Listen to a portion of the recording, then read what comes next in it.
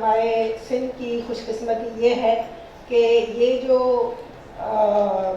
تحریک کہہ لیں یا یہ جو نظریہ ہے کہ عورت کے بھی حقوق ہیں، عورت کو بھی تعلیم حاصل ہونی چاہیے، یا عورت کو مرد کے برابر مختلف ادوار میں جو مختلف حقوق کے حوالے سے بات ہوتی تھی، اس میں سندھ میں بہت ہی پہلے سے، یعنی 30s 40s کے اشروں میں ہم دیکھتے ہیں کہ ہمارے یہاں اس قسم کی تحریکیں چلتی ہیں۔ ایک مشاعرے کا مجھے اعتراض کا عنوان یا وہ سطر یاد آ رہی ہے کہ علم مردن کے ملے ظالم کہو کہڑو گناہ، عورتوں کو کیوں نہیں ملتا علم؟ یہ ایک تاثر جو عام طور پہ ہے کہ سندھ میں جہالت ہے، سندھ میں عورت کے ساتھ ظلم ہے، وہ اس کے خلاف جو ہمارے باشعور مرد تھے انہوں نے اس زمانے میں 30 کے اور 40 کے اشروں میں اس کے بارے میں سوچا تھا۔ اس سے بھی پہلے مرزا کلیج بیگ کی ایک کتاب ہے زینت، آپ نے ناول ہے، اس میں انہوں نے عورت کی تعلیم کے حوالے سے نہ صرف ایک شعور پیدا کیا بلکہ اس میں انہوں نے یہ بھی تاثر دیا کہ اس زمانے میں اگر عورت انڈیپینڈنٹلی اور اپنے گھر کو سنبھالنے کے لیے تعلیم یافتہ ہوگی تو اس کے بچے، اس کا گھر، اس کا ماحول سب کے سب بہت اچھے طریقے سے وہ مینیج کر سکے گی۔ جبکہ اور ان کی کتاب کو کم از کم میرا خیال ہے 100 سال سے تو زیادہ عرصہ گزر چکا ہے، لیکن اس کے بعد کیا ہوا؟ اس کے بعد ہم دیکھتے ہیں کہ مختلف جو ایسے دور آتے ہیں جس میں جو نسائی ادب ہے، جس کو ہم نسائی، اس میں ایک نئی چیز آئی، وہ یہ کہ جو لکھنے والے تھے، یہ وہ دور ہے جس میں ابھی مردوں کی میں بات کر رہی ہوں کہ مردوں نے عورتوں کے حوالے سے جو ان کے ساتھ زیادتیاں ہو رہی تھیں، قرآن سے شادی ہے یا بے جوڑ شادیاں ہیں، بچوں کے ساتھ شادیاں یا بوڑھوں کے ساتھ شادیاں، اس کے بارے میں بھی انہوں نے لکھنا شروع کیا۔ اور یہ اس دور کی ان کی نسائی ایک کانشیسنیس تھی جس کی وجہ سے لکھا۔ یہ الگ بات ہے کہ ان کا لکھنے کا انداز یا ان کے لکھنے کا جو پہلو تھا وہ ذرا سا مختلف تھا، اور وہ اصلاح کے حوالے سے تھا۔ مثلاً وہ نہیں چاہتے تھے، اس میں ایک چھوٹی سی میں بات یہ کہنا چاہوں گی کہ اس زمانے کے افسانے اگر ہم پڑھیں تو اس میں عورت کو اگر تعلیم حاصل کرنے کے لیے کہا جا رہا ہے یا اس میں کہا جا رہا ہے کہ اس کے حقوق کا خیال رکھا جائے، تو اہم ترین جو موضوع ہے ان کے ہاں وہ یہ ہے کہ عورت کے ساتھ جو بے جوڑ شادیوں کے روپ میں ناانصافی ہو رہی ہے، اس میں اس کے جذباتی اور جنسی جو جذبات ہیں ان کو دھیان میں نہیں رکھا جا رہا اور ان کو ایکسپلائٹ کیا جا رہا ہے۔ تو ان لوگوں نے صرف اس ایک پہلو کے حوالے سے لکھا، لیکن وہ بھی اس زمانے کا بہت اہم پہلو تھا۔ یہ ہے ارلی 70s کی بات جب یہ نکلا، اور فیروزہ اس کی ایڈیٹر تھی۔ اس کا بہت بڑا کنٹریبیوشن ہے سندھی نسائی ادب میں پارٹیشن کے بعد کا جو کچھ عرصے بعد کے بعد جو ادب ہے، اس میں بڑا کنٹریبیوشن۔ ابھی وہ زمانہ کھل کر لکھنے کا نہیں آیا تھا۔ ہمارے پاس ایسی بھی رائٹرز تھیں جن کے چہرے ہم نے بھی ان کے مرتے دم تک نہیں دیکھے۔ ایسے بھی رائٹرز تھے جن پر گمان ہوتا تھا کہ یہ مرد ہے، پتہ نہیں عورت ہے۔ لیکن جب سبرن ست شروع ہوا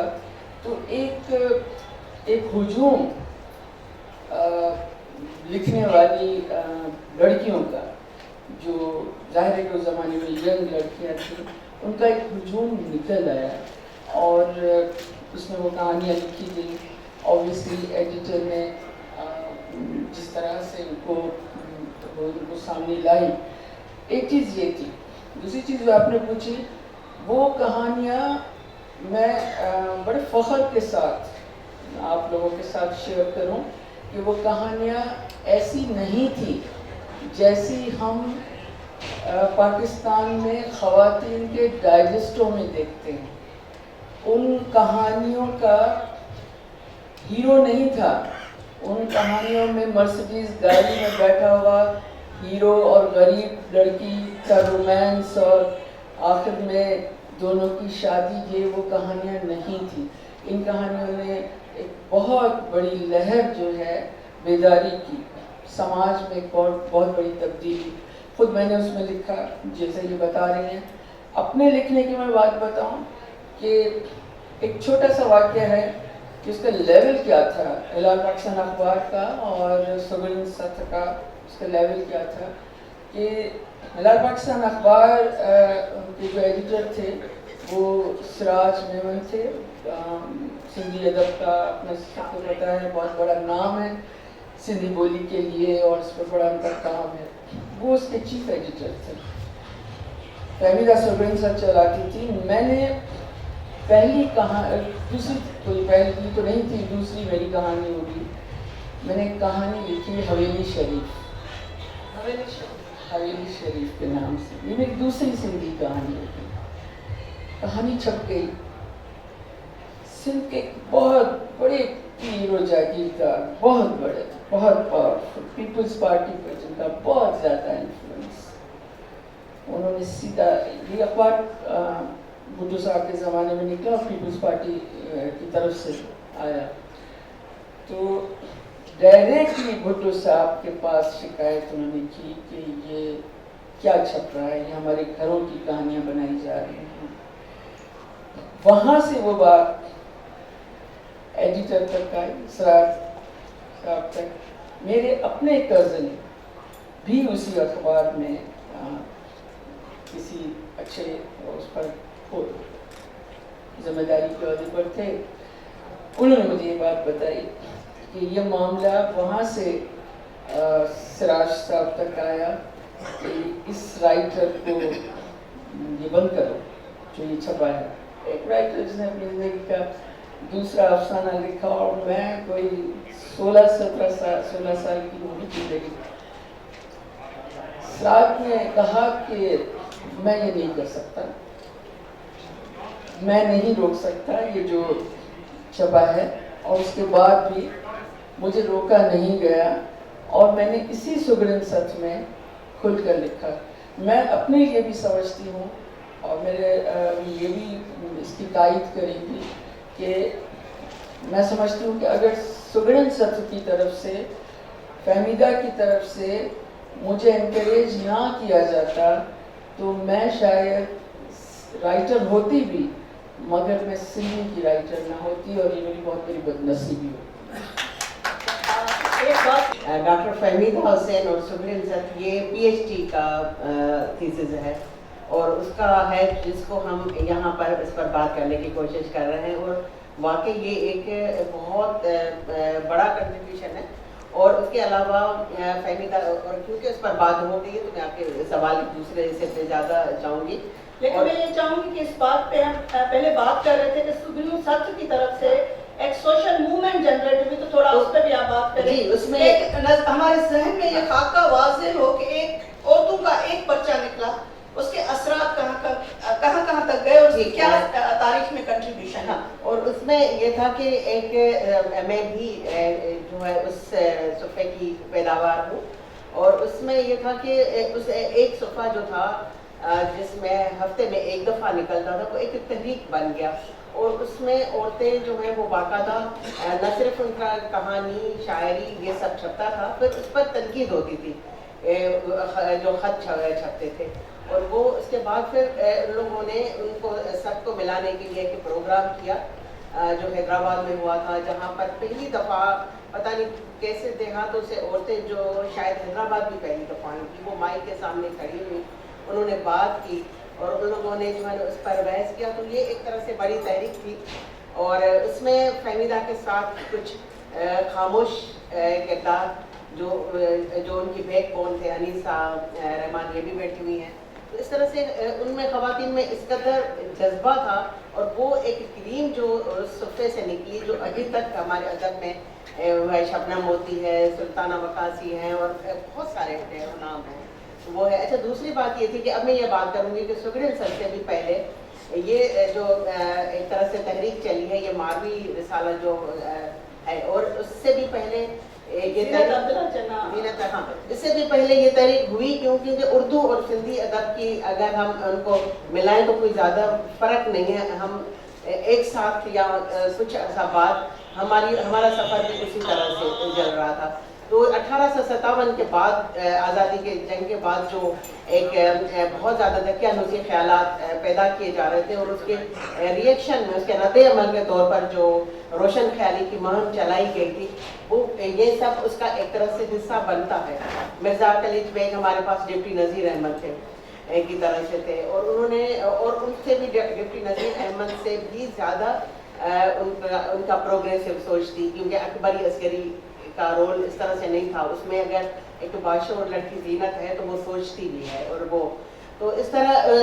جو ہے نا پھر ماوی آیا مطلب وہ 57 میں اور اس کے بعد عدی الرسالو آیا تو فہمیدہ بھی خدیجہ خانم داؤد کو ایڈیٹر تھی کیونکہ یہ نام جو یہ عورتیں ہیں یہ اورل ہسٹری میں سوچو اس طرح سے فہمیدہ کنٹینیوٹی تھی اپنی اور ان تمام چیزوں کی مگر وہ فہمیدہ اس کو اپنی اس کنٹینیوٹی کو بہت آگے لے گئے اور انہوں نے ایک طرح سے ادب کو جو ہے ایکٹیویزم میں بدل دیا. کہ فیمنزم کا جب اسٹیمپ لگتا ہے تو اس کے ساتھ ایک تصور آتا ہے اور وہ ویسٹ کا تصور ہے آپ کے پاس مغرب سے کوئی نظریہ نہیں لیکن مارکسی اگر لیفٹسٹ کا آپ کے اوپر تصور لگتا ہے تو مارکس کوئی ٹنڈوادا میں تھوڑی پیدا ہوا تھا وہ بھی مارکس کو بھی پیدا ہوا. نہیں تھوڑی سی آپ کی جو ہے بات کی تھوڑی سی وضاحت کروں کہ وہ بات بھی ہوئی ہے اس طرح سے کہ جب شاہ عنایت شہید کو لکھا گیا تو لکھا گیا کہ پہلا سوشلسٹ صوفی شاعر. تو یہ بھی بات ہوئی ہے کہ یہاں کے لوگوں کو بھی اس قسم کے لیبل لگائے گئے ہیں لیکن چونکہ یہ عورتوں کی خود مختاری کی تحریک سے نکلی ہوئی جو ہے فیمنسٹ ٹرام ہے اور جس میں سب سے پہلے جو یہاں پہ پہنچی تو وہاں پر فیمنزم کا تصور ایک آزاد خیال یا خود مختار عورت کے بجائے اس کا کچھ اور اس کا تصور دیا گیا کہ وہ عورت جو مردوں سے نجات چاہتی ہو وہ عورت جو مردوں سے جو ہے آزادی چاہتی ہو. مثال کے طور پر میں ابھی مجھے اس میں وہ کہنا تو نہیں چاہیے کہ لیکن عورت آزادی جب مارچ چل رہا ہے تو اس میں بھی لوگ آ کر پوچھتے ہیں کہ کس سے آزادی چاہیے اور وہ پوچھتے بعد میں ہے اور پہلے سوچتے ہیں کہ مرد سے آزادی. تو اس طرح سے فیمنزم کو پتہ نہیں کیوں یہ مرد کے اینٹاگونزم اور اس کے ساتھ کھڑا کر کے اس کا مخالف کے طور پر جب پیش کیا گیا تو وضاحت کرنی پڑی بجائے اس کے کہ ہم اور اس کو نظریے کے طور پر بیان کرتے کہ یہ نظریہ کس طرح سے اور کیسے کھڑا ہوا ہے اور اگر ہمارے پاس آیا ہے تو ہمارے پاس عورت کی خود مختاری کا تصور کیسے موجود ہے. مثال کے طور پر میں جیسے آپ کو کہہ سکتی ہوں کہ جیسے شاہ عنایت صوفی کو کہا گیا کہ یہ پہلا سوشلسٹ جو ہے شاعر ہے اس طرح سے میں کہہ سکتی ہوں کہ جو ہے شاہ عبد اللطیف بٹرائی پہلا فیمنسٹ جو ہے شاعر ہے کیونکہ اس کے پاس جو مومل کا تصور ہے وہ خود مختار عورت ہے. مومل کا جو تصور ہے وہ جو ہے شخصی طور پر مطلب فرد کی سطح پر اور معاشی طور پر اور سماجی طور پر ایک آزاد عورت کا تصور ہے جہاں آپ کا معاشرہ آج بھی نہیں پہنچا ہے. ڈاکٹر فہمیدہ حسین سے میرا یہ سوال آیا کہ آپ کو یہ آئیڈیا کہاں سے آیا, کیسے آیا کہ آپ ایسا پرچہ نکالیں اور اس میں اصلاحی چیزوں کے سے ہٹ کے اس قسم کی آپ سماجی شعور سے جو سوال ہے عورت کے سماجی حیثیت کے حوالے سے. یہ جو دور تھا اس دور میں ہم ابھی ٹین ایجر تھے تو جو ادب ہم نے اپنے گھر میں بھابھیوں کو یا اڑوس پڑوس میں ہمارے ہم سے تھوڑی بڑی عمر کی خواتین تھیں ان کو جو ہم نے پڑھتے دیکھا اس میں ماوی کا رسالہ تھا اور ایک عبرت کا خواتین کا صفحہ تھا. زید شیخ صاحبہ اس کو ایڈٹ کرتی تھی اور ساتھ میں اردو کے 2-3 رسائل ہمارے بھی گھر میں آتے تھے, حور, زیب السا اور تہذیب. اب ان سب کا اگر ہم تجزیہ کریں تو اس میں ہمیں عورتوں کے حقوق کے بارے میں جو بات ملتی ہے اس میں یہ ہے کہ اگر تعلیم دینی ہے عورت کو تو اس لیے دینی ہے کہ وہ بچے کو اپنے بچوں کی اچھی تربیت کر سکے اور اپنے شوہر کی خدمت کر سکے, اچھی پارسا نیک بیوی بن سکے اور وہ جو اس کے فرائض ہیں وہ گھر کے اندر سگڑ خاتون بنے शौहर जो कुछ कहे उसके या फर्मा बरदार ताबेदार किस्म की बीवी और बहू बने, ये था वो सीन जो क्रिएट किया जा रहा था मिडिल क्लास की जो हमारी उस वक्त खवातीन थी उनके लिए।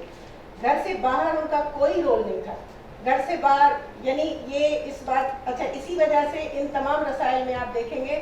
कि उसमें आपको ब्यूटी टिप्स भी मिलेंगी, बाल लंबे कैसे करने हैं, जिल्द को खूबसूरत कैसे बनाना है, और खाने पकाने की तराकीब होती थी कि मियाँ के दिल में घुसने के लिए आपको पेट के जरिए जाना है तो इस तरह की चीज़ें बताई जाती थी, तराकीब बताई जाती थी। तो ये सब चीज़ें हमारे घर में नहीं चलती थी। तो मैं सोचती थी जब हम ग्रो कर रहे थे तो मैं ये सोचती थी कि हम किताबें भी पढ़ते हैं और अदब भी पढ़ते हैं, और हम जो तालीम हम हासिल कर रहे हैं उसमें साइंस भी है, उसमें माशियात भी है। तो ये सब चीज़ें क्या सिर्फ मर्दों के लिए हैं और हम सिर्फ घर में बैठने के लिए हैं, हम सिर्फ मर्दों को खुश कर या मैं मर्दों की मुखालफत में नहीं कह रही, इसलिए कि मेरे घर के मर्द जो थे, मेरे वालिद, मेरे भाई, मेरे शौहर, ये सब के सब हमारे लिए सपोर्ट करते रहे हैं। लेकिन यहाँ पे मैं जनरल सोसाइटी की बात कर रही हूँ कि हमें ये तरबियत औरतों को देने की रिवायत को ख़त्म करना था कि औरत एक मुकम्मल फ़र्द भी है, उसकी अपना तशख़्ख़ुस भी है, उसका जहन भी है, उसको भी हमें उसको भी ग्रो करना चाहिए। तो इस हवाले से जब घर में हम डिस्कस करते थे तो हमारे बाबा हमें यही कहते थे कि मुझे कहते थे कि ये डॉक्टर बनेगी, मेरी बड़ी बहन बैठी हुई है उनसे कहते थे ये CSS करेगी। तब हमारे जहन में ये चीज़ें आती थी कि हमें किसी किताब में, किसी रिसाले में ऐसा तो कोई रोल मिलता ही नहीं है। सारे रोल इस तरह के हैं कि अच्छी बहू है, अच्छी बीवी है, अच्छी माँ है, इसके अलावा भी एक खातून जो है वो एक फ़र्द है, उसके लिए कुछ होना चाहिए। तो जब ये इस सफ़े की मुझे जिम्मेदारी मिली तो आप यकीन करें कि ना उसमें खाने पकाने की तरकीबें कभी मैंने नहीं दी, कभी मैंने कोई ब्यूटी टिप्स नहीं लगाए। सिंध की औरत जिस मिट्टी से गुंदी हुई है उसमें इस एक और चीज़ भी ऐड की हुई है, फितरी तौर पर उसमें है ऐड की हुई, उससे बनी हुई है, वो है इस धरती से उसकी मोहब्बत। जो अगर आप मारे के किरदार को जानते हों, और बड़ा कोई ऐसी कोई लाउड चीज़ नहीं है, वो उसका हिस्सा है। अब धरती क्या है? धरती कोई खून रेजी का मामला, कोई इनकलाबी तहरीक, कोई बगावत की तहरीक नहीं। धरती क्या है? धरती है सिंधी में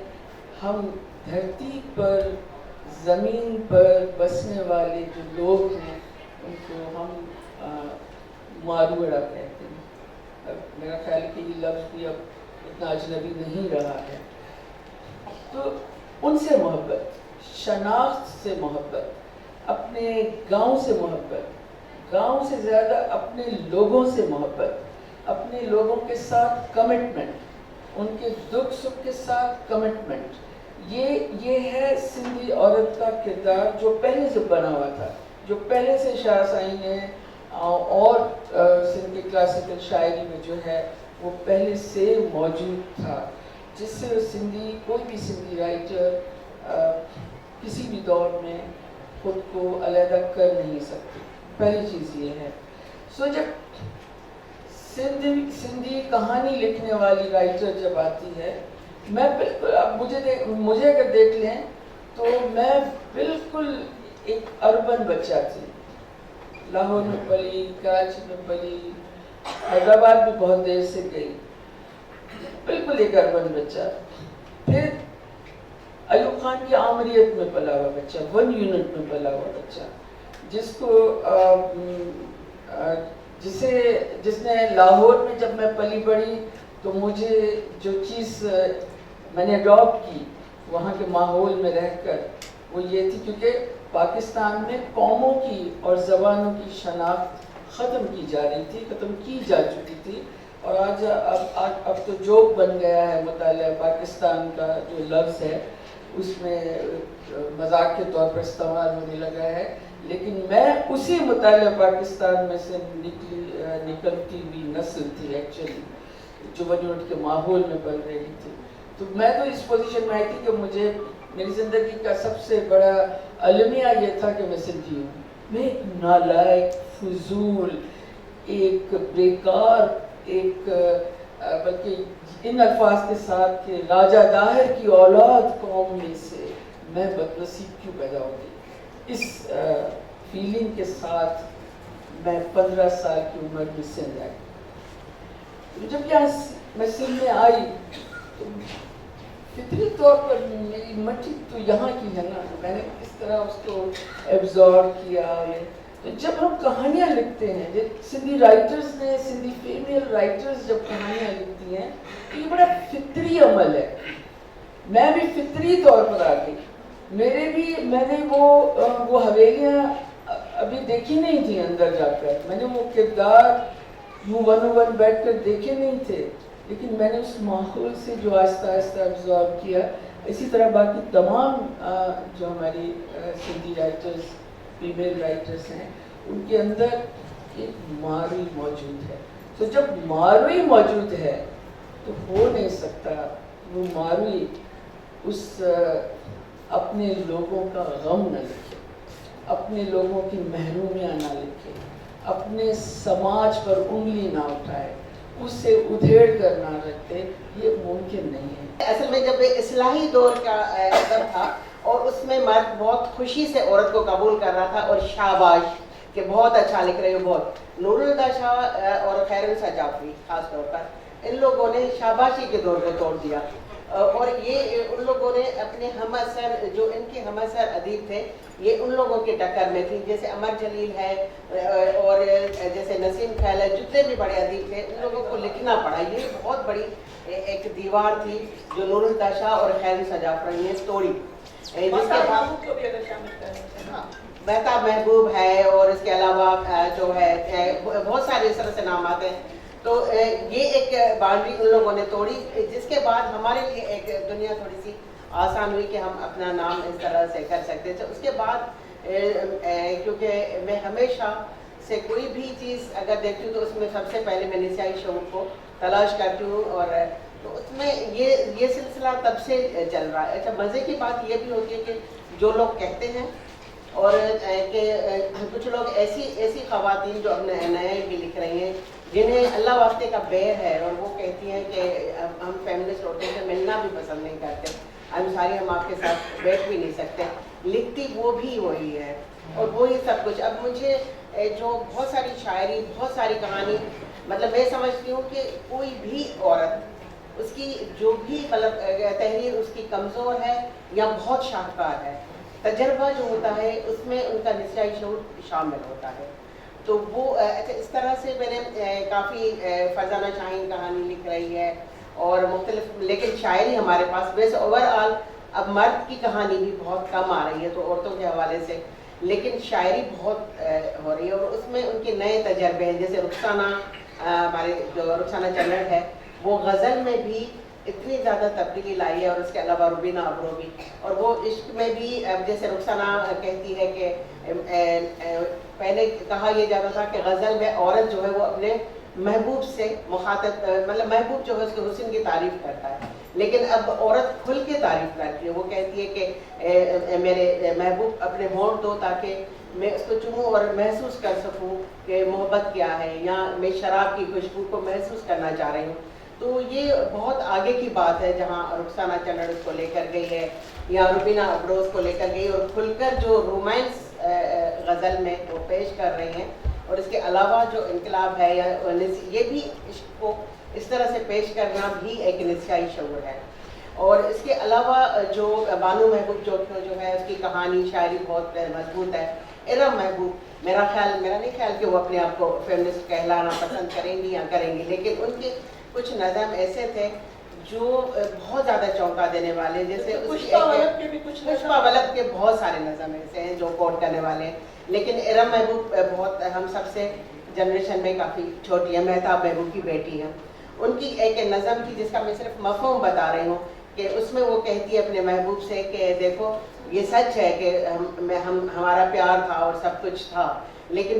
تمہیں بھی تو میری عادت پتہ ہوگی نا کہ میں کوئی بھی اپنی جو پرانی کتابیں، پرانی چیزیں، اس سے مجھے الرجی ہو جاتی ہے، تو اس لیے اب میں تمہیں اس طرح سے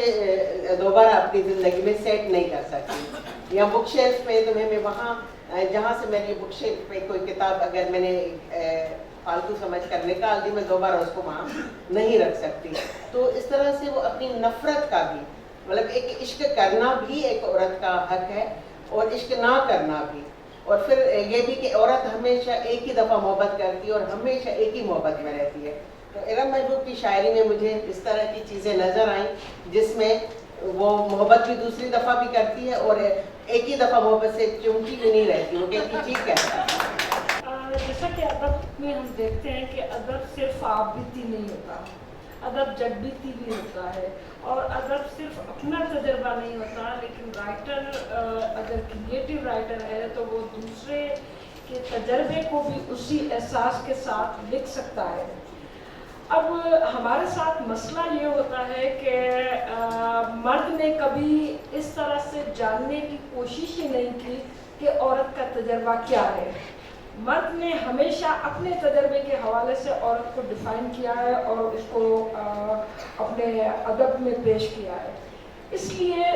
ज़रूरत पड़ती है, जिसको हम निसाई शऊर कहते हैं, कि औरतों ने अपने बारे में क्या कहा। लेकिन सिंधी अदब में अगर देखेंगे तो कुछ नाम हमें ऐसे ज़रूर मिलेंगे जिन्होंने औरतों के, जिसको हम निसाई शऊर कह सकते हैं, औरतों के जज्बात को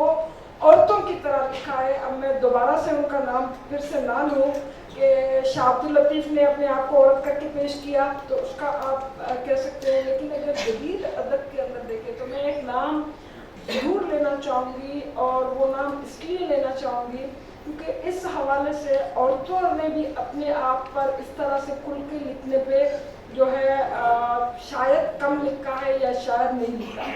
सिंधी में शॉर्ट स्टोरी में एक नाम है माणक। माणक वो जो है राइटर है जिसने औरत के ख़ास तौर पर सेक्सुअलिटी के इशू पे उसने खुल के लिखा है।